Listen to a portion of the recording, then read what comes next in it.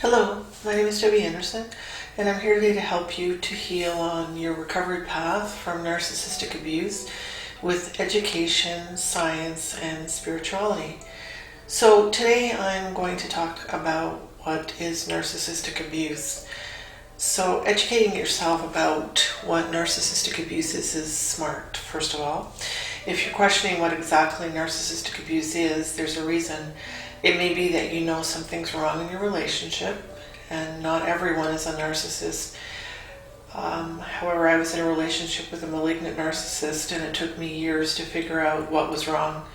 The first step I took in healing was to educate myself, and I hope this is of some benefit to you.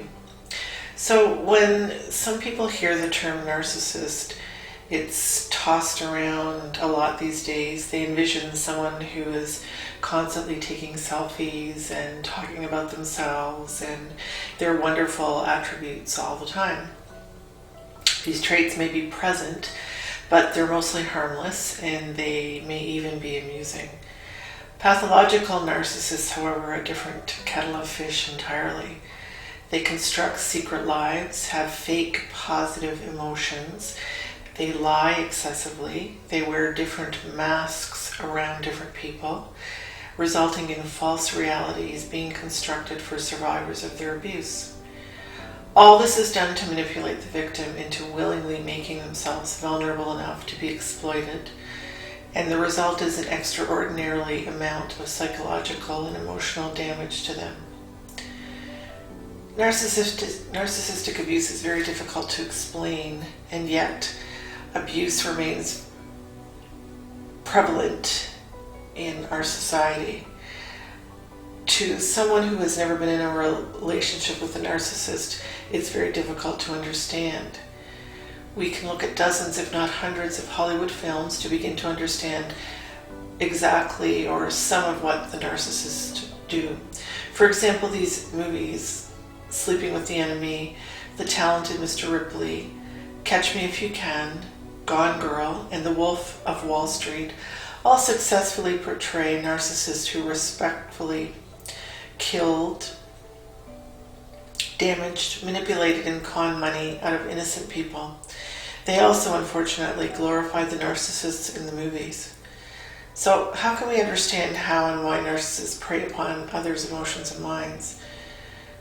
It's not just about breaking someone's heart or being a player. It's also not about someone who has a problem with their anger and lashes out abusively, or who drinks too much and then gets abusive. This quote by Richard Grin: "Someone being an asshole is not a personality disorder. If someone is being an asshole consistently every moment of the day through multiple contexts and multiple scenarios, even when you're saying, 'Please stop being an asshole, it hurts and you're ruining my life,' that's a personality disorder." What is it that narcissists as psychological abusers even do? And more, why do they do it at all? What do they possibly get out of it? Con artists, we understand, can con people out of their money. We can also understand on an intellectual level that these people who have the desire to kill and hurt others are mentally ill. Normal people don't empathize with either of them. We have learned why they might do these horrible things, though. The things we as survivors endure in narcissistic relationships, however, the brainwashing, the hoovering, the smear campaigns, the trauma bonding, the double lives, silent treatments, and so many other forms of abuse, compromise a list of horrifying sounding words that, from someone who has no history of this living hell, likely seems outrageous and even dramatic. The details that support these terms, however, are found in a story after story across millions of survivors of narcissistic abuse around the world. We still have no clear understanding of the reasons that narcissists abuse people in relationships. This quote by Dr. David McDermott: "One of the reasons that socialized psychopaths are so successful is that normal people don't believe that such evil exists."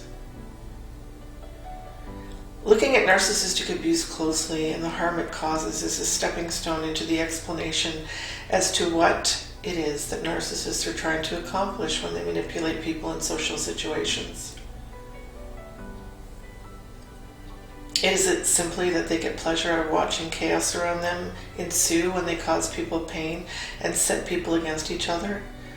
Again, this sounds like something straight out of a horror scene, as if there are monsters walking around wearing human suits who cause all kinds of mayhem and chaos for no other reason than to do it, because it makes them feel powerful, killing souls instead of bodies. Despite how dramatic this sounds, it is true that the excitement alone caused by the psychological manipulation can explain why narcissists do what they do. The answer, however, is way more complicated than that. Here are some explanations to simplify and possibly explain what happens in adult-to-adult narcissist relationships. A few sentences that explain most of the behaviors and motives involved in these abusive relationships. We all have social needs such as love, appreciation, trust, a feeling of connection, respect, support, and companionship. In a healthy relationship, we give and receive these things from each other. Narcissists need these things in even bigger quantities than most people because they are extremely vulnerable to feelings of emptiness and insecurity unless they are constantly fed narcissistic supply by others. Narcissists are also incapable of giving these needs back to others. This is because they're always driven to getting their own needs met above all else and at all costs.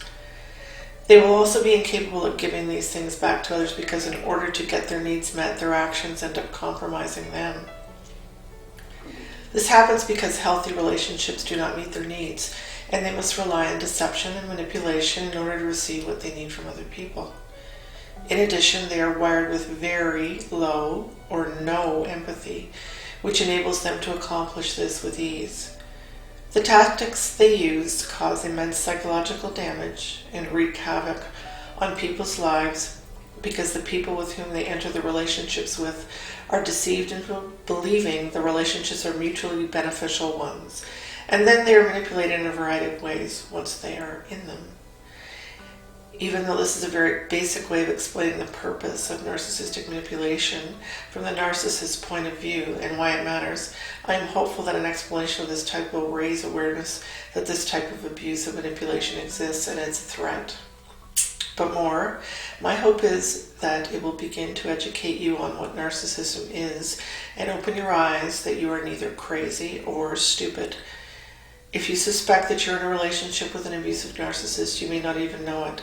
Once you see that their behavior is not exclusive to them alone, and that most narcissists have very similar tactics that they are using, depending on where they are in the relationship with you, to lure you in, which is the idealization phase, to rip you to shreds, which is the devaluation phase, and to toss you away, which is the discard phase. If any of this sounds familiar, you have started on your healing path by educating yourself. You're not alone. I have been where you are, and I'm thankfully healed from the trauma of the narcissistic relationship I was in. I wish you well on your journey, and please reach out at Debbie Anderson, DEBBI, Anderson, ANDERSON.com if you would like me to help you in any way. I do one-on-one healing sessions, or if it's just to connect with someone else who has been through what you're going through, please reach out to me. Thank you and take care.